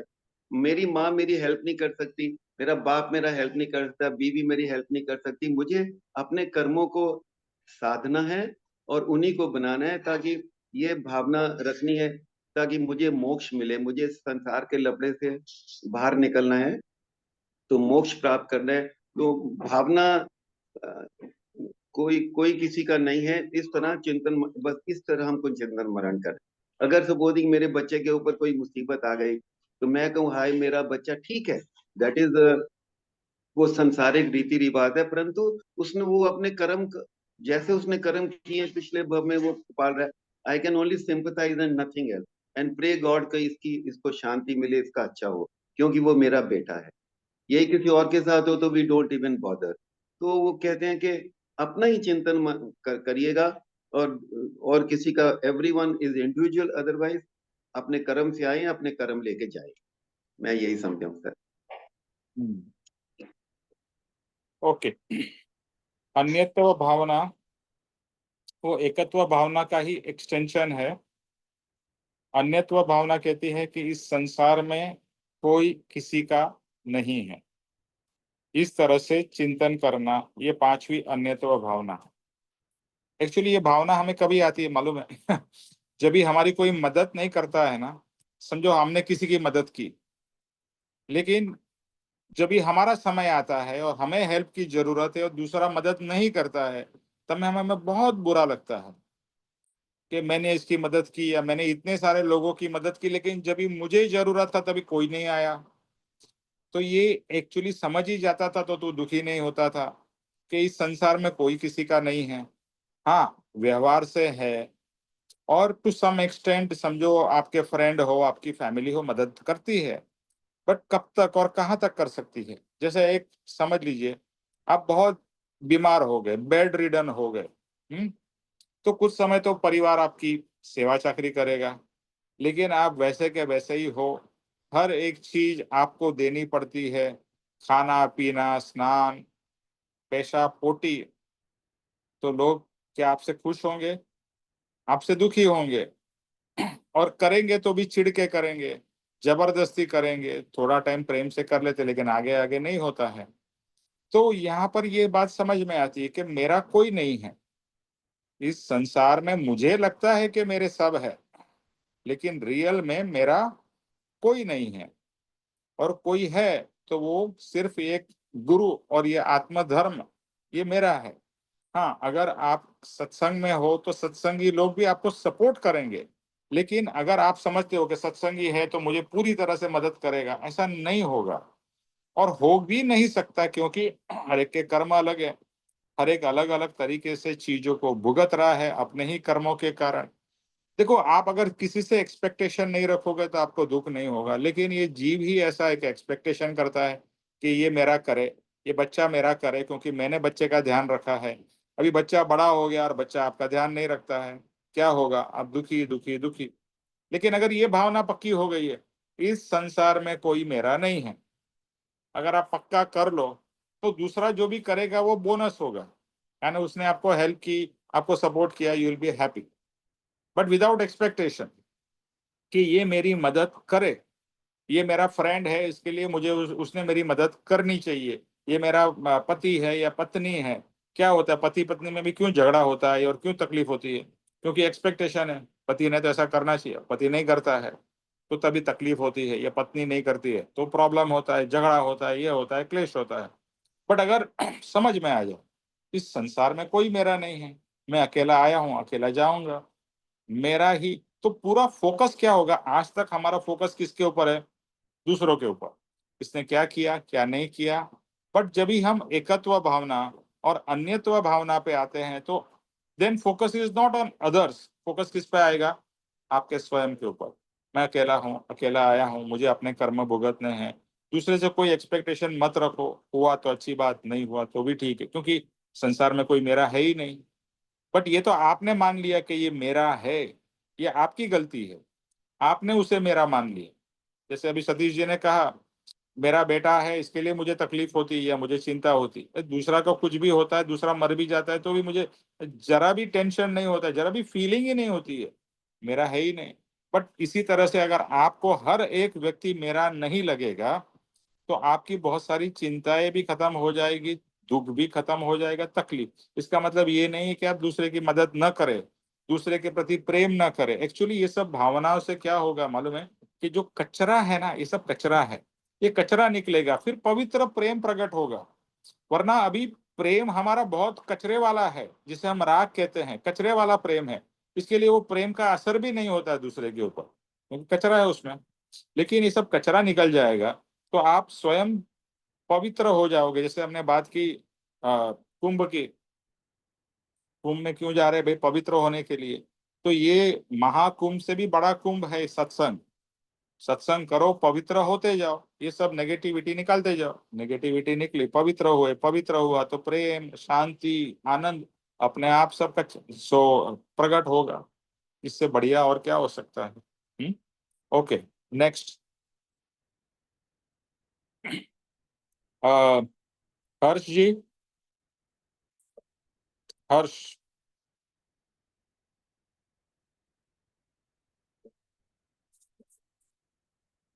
हर्ष जी आप है?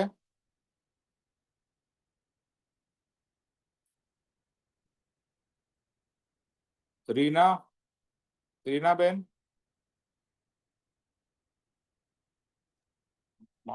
ગુજરાતીમાં બુક છે વાંચું. हाँ वाँचो ने, और તમારો વિડિયો પણ ચાલુ કરો, लेकिन एक्सप्लेन हिंदी में करना। आपका वीडियो भी चालू कर दीजिए, थैंक यू। અશુચિ ભાવના. આ શરીર અપવિત્ર છે, મળમૂત્રની ખાણ છે, રોગ જરાનું નિવાસધામ છે. એ શરીરથી હું ન્યારો છું એમ ચિંતવું એ છઠ્ઠી અશુચિ ભાવના છે. अच्छा, मैं इसको हिंदी में भी पढ़ लेता हूँ। હા, तो ભાઈ. जिनको हिंदी गुजराती नहीं समझ में आता है, असूचि भावना का जो कृपाणु देव ने लिखा है, ये शरीर अपवित्र है, मल मूत्र की खान है, रोग जरा का निवास धाम है, इस शरीर से मैं न्यारा हूं। इस तरह चिंतन करना, ये छठी अशुचि भावना। ओके, आप जरा अभी हिंदी में आपके शब्द में एक्सप्लेन करिए। ये शरीर अपवित्र है ये बताया है. अपवित्र क्यों है कि उसमें मल मूत्र रोग सब कुछ है, पर आत्मा को उससे कुछ लेना देना नहीं है. आत्मा उससे एकदम अलग ही है. आत्मा अलग है और शरीर अलग है. आत्मा से शरीर चिपका हुआ है, इसलिए हम इस शरीर को अपना कहते हैं, वरना ये शरीर अलग है. तो ये इससे मैं न्यारा हूँ, ये मेरा नहीं है. इसको कुछ हो जाए तो मुझे ज्यादा चिंता या ज्यादा कुछ करना नहीं है. यही अपने को हर दम बताते रहना है कि मैं शरीर नहीं हूँ, मैं आत्मा हूँ, मैं आत्मा हूँ. ये बताया इसमें. ओके, आपका वीडियो और माइक बंद कर दिए। असूचि भावना, असूचि भावना क्या कहती है? ये शरीर अपवित्र है, असूचि यानी पवित्र नहीं है, मल मूत्र की खान है। जैसे आप देखते हैं, आप शरीर में खाना खाते हैं, उससे ऑब्वियसली आपकी एनर्जी प्रकट होती है, जिससे आपका शरीर चलता है। और बाद में क्या होता है, जो भी वेस्ट है वो मल और मूत्र की तरह प्रकट होता है और उसको फिर हम शरीर से बाहर निकालते हैं। रोग जरा का निवास स्थान है। रोग कहाँ पर होता है? शरीर में होता है। जरा यानी कि बुखार, बुखार, तकलीफ। और जैसे जैसे उम्र बढ़ती जाती है, तकलीफें और बढ़ जाती है, राइट? यहाँ दर्द हो रहा है, ये प्रॉब्लम हो रहा है, ऐसा हो रहा है, वैसा हो रहा है, कितनी सारी। जैसे आप जवान होते हैं तो उतना बॉडी का प्रॉब्लम नहीं रहता, क्योंकि बॉडी भी तभी फिट है। लेकिन जैसे जैसे बॉडी बूढ़ी या पुरानी होती जाती है, बॉडी में कहीं घुटन में दर्द होगा, कभी कहीं पर कुछ तकलीफ होगी, या आंख में कम दिखाई देगा, कान में कम सुनाई देगा, मतलब बहुत सारी चीजें उम्र के बढ़ने से या उम्र के पहले भी बहुत से लोगों को पहले से ही प्रॉब्लम्स हो जाती है। तो ये शरीर कैसा है जिससे हमें बहुत प्रेम है, शरीर से हमें इतना ज्यादा लगाव है, लेकिन ये शरीर कैसा है तो अपवित्र है, मल मूत्र की खान है, रोग जरा का निवास धाम है। और दूसरा, ये शरीर हमें अच्छा लगता है, राइट। तो इंग्लिश में सेइंग है कि the beauty is skin deep. Beauty is skin deep मतलब अगर ये चमड़ी जो है इसको निकाल दी जाए, ऐसे मेरे चेहरे से चमड़ी निकाल दी जाए तो ये मेरा चेहरा कैसे लगेगा, डरावना लगेगा। इस शरीर के हर एक भाव में से अगर चमड़ी निकाल दी जाए तो शरीर बहुत ही अलग और कदरूपा लगेगा। जो आज अच्छा लगता है उसका एक इम्पोर्टेंट कारण है पैकेजिंग। ये हमारी जो पैकेजिंग है ना, जैसे हम गिफ्ट मिलती है तो आजकल देखा होगा गिफ्ट तो कैसी भी हो लेकिन पैकेजिंग इतनी सुंदर होती है, कहता वाह कितना बढ़िया है, लेकिन अंदर क्या है वो नहीं मालूम है। इसी तरह से ये जो शरीर की जो पैकेजिंग है ना, ये चमड़ी जो है वो शरीर को बहुत अच्छा दिखाती है, अरे बहुत ब्यूटीफुल है, बहुत। जब भी हम किसी को बोलते हैं ना she is very beautiful, what is beautiful, उसकी स्किन, उसकी चमड़ी, उसका ये व्हाटएवर। हाँ, तो ये जो बाहर से अच्छा लगता है, ये संसार की हर एक चीज ऐसी है, बाहर से अच्छी लगती है, अंदर में प्रॉब्लम है। ये शरीर भी ऐसा है, बाहर से दिखने में अच्छा लगता है, अंदर में बहुत सारी प्रॉब्लम्स है। मल मूत्र खून, परु यानी कि जो अलग अलग तरीके की जो लिक्विड्स इस शरीर में है बहुत सारी। जैसे आपको कभी भी एक घाव हो जाता है तो उसमें से खून भी निकलता है, खून निकलने के बाद में कुछ टाइम के बाद में पस होता है, तो पस में से कितनी सारी गंदी बास आती है, कुछ ना कुछ निकलता रहता है। तो इसी तरह से, और मल मूत्र में से भी बास आती है, तो पसीना होता है उसमें से भी बास आती है। तो आप देखिए ये जो शरीर है, फिर हमको उसको शरीर को अच्छा रखने के लिए नहाना है, धोना है, मेकअप करना है, अलग अलग तरीके की परफ्यूम और डीओड्रेंट लगाना है, क्योंकि शरीर प्रॉब्लम है उसको हम कवर अप कर रहे हैं, उसको अच्छा दिखाने की कोशिश कर रहे हैं, बराबर है ना। जैसे आप मूवी स्टार्स हो जाए तो मूवी के stars with makeup and lighting and everything कितने ब्यूटीफुल लगते हैं, और वही विदाउट मेकअप आप देखो तो बहुत विचित्र लगते हैं। तो ये शरीर ऐसा ही है। तो ये शरीर अशुचि है, यानी सच अशुचि मतलब गंदगी है, यहाँ पर सूची नहीं है, गंदगी का स्थान है ये शरीर।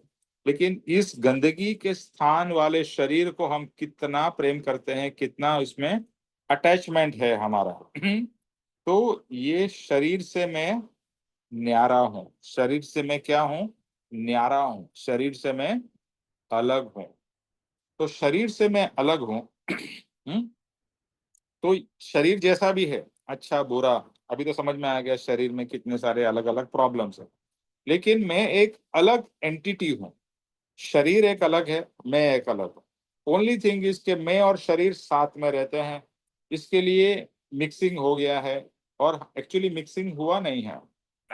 हमें लगता है कि मिक्स हुआ है, हमें तो लगता है हम एक ही है, यानी मैं ही शरीर हूँ, शरीर में ही हूँ, मैं और शरीर एक ही है, ऐसा लगता है। यही सबसे बड़ी भ्रांति है और यही मोह माया है। तो मैं अलग हूँ, शरीर अलग है। तो ये जब भी भावना पक्की होगी ना, तो जब भी आपको कोई दुख दर्द या शरीर का प्रॉब्लम होगा तो उस समय आप अपने आप को शरीर से अलग कर पाओगे।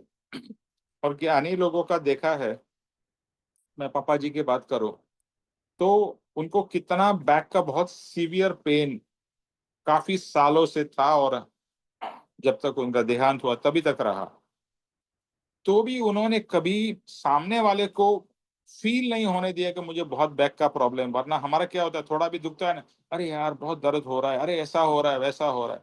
वो तो कितना भी दर्द हो उसको सहन कर लेते थे, क्योंकि सहन कैसे कर लेते थे, क्योंकि शरीर अलग, मैं अलग। ये पेन हो रहा है, शरीर को हो रहा है, मुझे नहीं हो रहा है, मैं इससे अलग हूँ। जब भी कोई रोग हो तो भी यही फीलिंग और यही भाव करना है कि मैं अलग हूँ और ये शरीर अलग है। ये रोग किसे हुआ है, शरीर को हुआ है, मुझे नहीं हुआ, मैं इससे अलग हो। देखो ये एक एक भावनाएं है ना, घुटनी है। जैसे आयुर्वेदा में मालूम है हर चीज को घूट घूट के पिलाया जाता है, इसी तरह से हमको ये भावनाएं घूट घूट के पीनी है। समझने के लिए तो जैसे कहा बहुत सिंपल है, लेकिन इसको असर करना तभी होगा जब ये आप इसको अंदर तक लेके जाओगे, इसके एक एक घूंट को पियोगे। जब तक आपको ये फील ही नहीं होगा कि ये शरीर कितना भी मैं इसको मेकअप कर लूं, अच्छा कर लूं, ये शरीर तो गंदा ही है, अंदर से तो गंदा ही है। बाहर से मैं साफ कर सकता हूँ, अंदर से आपने कभी अंदर से शरीर की वॉशिंग की है क्या? नहीं, पॉसिबल ही नहीं है। और आप कभी किसी का ऑपरेशन होते हुए देखो तो चमड़ी को निकाल के अंदर कैसा गंदगी दिखता है, लाल पीला और सब लिक्विड और ऐसा सब। आपने ऑपरेशन, आजकल वीडियोस तो मिलते हैं, आप देखो कैसा दिखता है शरीर, अंदर से कैसा दिखता है और बाहर से कैसा। फिर वापिस उसको बंद कर दिया तो अच्छा है। तो ये अशुचि भावना जो है ये शरीर के रिलेटेड है। तो यहाँ पर टोटल 12 भावनाएं हैं। आज हम लोग ये 6 भावना पे स्टॉप करते हैं। तो फिर से रिपीट करते हैं, ये सब भावनाएं है ना पक्की करनी है और याद भी रहनी चाहिए। कौन सी भावना है पहली, सब लोग बोलेंगे? पहली कौन सी भावना है? हेलो, आपका माइक सबका अनम्यूट करिए। अनित्य भावना। अनित्य भावना, यानी के शरीर, कुछ नहीं। वैभव, लक्ष्मी, ये सब नित्य टेम्परेरी। नहीं है, अनित्य है। मैं नित्य हूं, यानी आत्मा नित्य है। दूसरी है अशरण भावना। अशरण भावना, अशरण भावना क्या है? कोई किसी का शरण नहीं है, सिर्फ आत्मधर्म सदगुरु ही शरण है, जो जीवन के समय और मरण के समय भी हमारा शरण रखते हैं। अशरण भावना। तीसरा है संसार भावना। ये संसार दुखमय है, संसार के कारण ही, संसार के लगाव और संसार के अटैचमेंट के कारण ही हमारा परिभ्रमण हुआ है और निरंतर हम परिभ्रमण करते जा रहे हैं, इस संसार में डूबते जा रहे हैं। संसार को आज तक हमने पार नहीं किया है, हमारा मोक्ष नहीं हुआ है। तो मैं तो मोक्षमयी हूँ। तो तीसरी भावना क्या है? संसार भावना। चौथी भावना है एकत्व भावना। एकत्व भावना। एकत्व भावना क्या है? ये मेरा आत्मा अकेला आया है, अकेला जाएगा, अकेला ही अपने कर्म को भुगतेगा। पांचवी जो भावना है वो अन्यत्व भावना है। इस संसार में मेरा कोई नहीं है, नहीं है। जो भी है मुझे, मैं ही अकेला हूँ, मुझे ही फेस करना है और मुझे ही अपने आप को मैनेज करना है, कर्म को हैंडल करना है। लेकिन हाँ, भले मेरा संसार में कोई नहीं है, लेकिन गुरु और भगवान, या गुरु भगवान और ये आत्मधर्म जरूर मेरा कल्याण कर सकता है और मुझे इसमें से बाहर निकाल सकता है। तो अन्यत्व भावना। और छठी जो है असूची भावना, यानी कि ये जो शरीर है ये अपवित्र मल मूत्र का स्थान है, रोग जरा का साधन है। ये शरीर अलग है, मैं अलग हूँ। शरीर में ये सब चीजें हैं, शरीर में रोग और प्रॉब्लम्स होते हैं। आत्मा इससे अलग है, इससे भिन्न है, मैं ही आत्मा हूँ। देखो जब भी आप इसको ये डिफरेंशिएट कर पाएंगे ना, तो बहुत सारे प्रॉब्लम्स अलग हो जाएंगे। तो ज्ञानी ने एक ही बात कही, पहला पद क्या है? मैं आत्मा हूं, शरीर नहीं हूं। बस इतना ही पक्का करना है, मैं आत्मा हूं, शरीर नहीं हूं। तो जितने समय हम अपने आप को शरीर के साथ में जोड़े रखते हैं, तब तक कर्म बंधन करते हैं, और शरीर से अपने आप को सेपरेट कर लेते हैं तो कर्म बंधन नहीं होता है। तो मैं अलग हूं और शरीर अलग है, बस इतना ही समझना है। और शरीर को बहुत सारा प्रॉब्लम्स हो सकता है, आत्मा को कोई प्रॉब्लम नहीं होता। देखो ये एक बहुत ही ब्यूटीफुल चीज है। आत्मा को अगर हम समझ लेंगे और आत्मा को पकड़ लेंगे तो आत्मा इतना पावरफुल है, उसमें कोई प्रॉब्लम ही नहीं है। आत्मा में तो सुख है, आनंद है, प्रेम है, जो भी अच्छी चीज है वो आत्मा में है। और जो प्रॉब्लम्स है वो शरीर में, संसार में, इधर उधर है। आप जरा जस्ट सोचिए तो ये रियलाइज होगा, हाँ आत्मा तो ब्यूटीफुल चीज है। आत्मा को कुछ होता भी नहीं है। आत्मा चाहे नरक में चला जाए, स्वर्ग में चला जाए, कीड़े मकोड़े में चला जाए, उसको कुछ नहीं होता है। वो जैसा है वैसा ही रहता है। आत्मा इज अनटच्ड। आत्मा को कुछ नहीं होता है। शरीर को और बाकी सब चीजों को बहुत कुछ हो सकता है, आत्मा को कुछ नहीं होता। अभी जो परमानेंट और जिसको कुछ नहीं होता है, मैं उसी को क्यों नहीं पकड़ लूं? जो प्रॉब्लम वाला, तकलीफ वाला है, मैं उसको पकड़ के बैठ के मैं रो रहा हूँ और दुखी हो रहा हूँ, तो मैं आत्मा को पकड़ लूं। ज्ञानी को ये बात समझ में आई, ज्ञानी ने आत्मा को पकड़ लिया। और हम बेवकूफ जैसे संसार और शरीर और ये सब चीज को पकड़े हुए हैं, इसके लिए हम दुखी है। देर तक आऊंगा, अच्छा ढक के रख दो।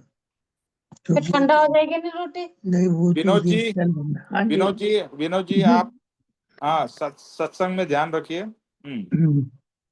ओके, तो जी, ये हाँ, ये 6 भावनाएं हमें पक्की करनी है। ओके, 6 भावनाएं कौन सी है? फिर से स्टार्टिंग से विनोद जी बोलिए। जी सर। पहली कौन सी भावना है? अनित्य भावना। नित्य। अनित्य भावना। सब लिखना है, हाँ, पक्का करना है। अनित्य भावना, अशरण भावना, संसार भावना, एकत्व भावना, अन्यत्व भावना, असुचि भावना। 6 भावना। ओके, जी सर। इतना 6 भावना के ऊपर में इस पूरे वीक में विचार करके, इसके ऊपर चिंतन मनन करके, नेक्स्ट वीक सत्संग में आप सब लोग अपना अपना भाव शेयर करिएगा कि इससे आपको क्या समझ में आया, कितना हमने और आपने इसको इम्प्लीमेंट किया अपने डे टू डे लाइफ में। ओके, और उससे क्या रिजल्ट मिला। ठीक है, ठीक है सर। ओके, चलिए विनोद जी, हाँ जी। जय स्वरूप करिए। ओम जय श्री सदगुरुदेव वंदन। जय स्वरूप समझा बिना पाम्यो दुख आनंद, समझाव्यो ते पद नमो श्री सदगुरु भगवान। नमस्कार। परम पुरुष प्रभु सदगुरु परम ज्ञान सुखदान, जेने आप्यो बाननी तेने सदा प्रणाम। नमस्कार। देह छता जैनी दशा वर्ते देहातीत, ते ज्ञानी ना चरण मा ओ वंदन अगणित। नमस्कार। हे परम कृपालु देव, जन्म जरा मरण आदि सब दुखों का अत्यंत क्षय करने वाला वितराग पुरुष का मूल मार्ग आप श्रीमान ने अनंत कृपा करके मुझे दिया। उस अनंत उपकार का प्रत्युपकार करने में मैं सर्वथा समर्थ हूँ। फिर आप श्रीमान कुछ भी लेने में सर्वथा निष्प्रय हैं, जिससे मैं मन वचन काया की एकाग्रता से आपके चरणारविंद पे नमस्कार करता हूँ। आपकी परम भक्ति और वितराग पुरुष के मूल धर्म की उपासना मेरे हृदय में भाव पर्यंत अखंड जागृत रहे, इतना मांगता हूँ, वह सफल हो। ओम शांति शांति शांति। जय श्री सदगुरुदेव वंदन। त्रिलोक के नाथ की जय हो। जय हो। जय हो, जय हो। परम कृपालु देव की जय जय हो हो। जय जय हो। हो। जय हो, जय हो, जय हो। सदगुरु देव की जय हो जय हो। जय हो। जय हो। जय जय हो। हो, जय जय हो, हो। जय हो। आज के आनंद की जय जय हो हो। जय हो। जय हो। और सर्व मुमुक्षुओं के परमार्थ पुरुषार्थ वैराग्य और भक्ति की जय विजय हो विजय हो। विजय हो। जय विजय हो। हो। सबका कल्याण हो, सबके हाँ अंदर मैम। में वैराग्य प्रकट हो, यही भावना और इसी भाव को एकदम बरकरार रखिए कि मेरे अंदर में हे कृपालु देव आपके जैसा वैराग्य प्रकट हो। तुम्हें मंगवाया? नहीं, वो आ गया नीचे। अच्छा। हेलो, जय श्री सतगुरुदेव जय वंदन श्री हिमेश भाई। थैंक यू, जय श्री थैंक गुरुदेव यू वंदन। हिमेश भाई, सदगुरुदेव थैंक वंदन। यू। दिनेश भाई please send me your address. शकुन यस, जी मैंने की आपको व्हाट्सअप कर दिया है। शकुन जी ओके की सर, जय थैंक हो। You very much. आज जय हो। शकुन जी जय हो, की है। जय हो। शकुन जी की जय हो। हाँ, आज जय आज हो। जय आज हो। हमको शकुन देवी के दर्शन हुए हैं। Thank you. Thank you. Thank you. जय हो। देखो मेरी पोती भी खड़ी है। जय हो बोलो। अरे जय हो। वाह वाह बोलो जय बेटा, हो। हाय। जय Hi. हो। नायरा जय हो, तेरी भी जय हो नायरा। इसमें नायरा बहुत का भी कॉपरेट करा, चुपचाप बैठी है वो। हाँ, she was quiet। हाँ, Yeah, yeah. बैठी हूँ, मैं बैठी हूँ। Oh, okay, very nice. Thank Okay, you. thank you.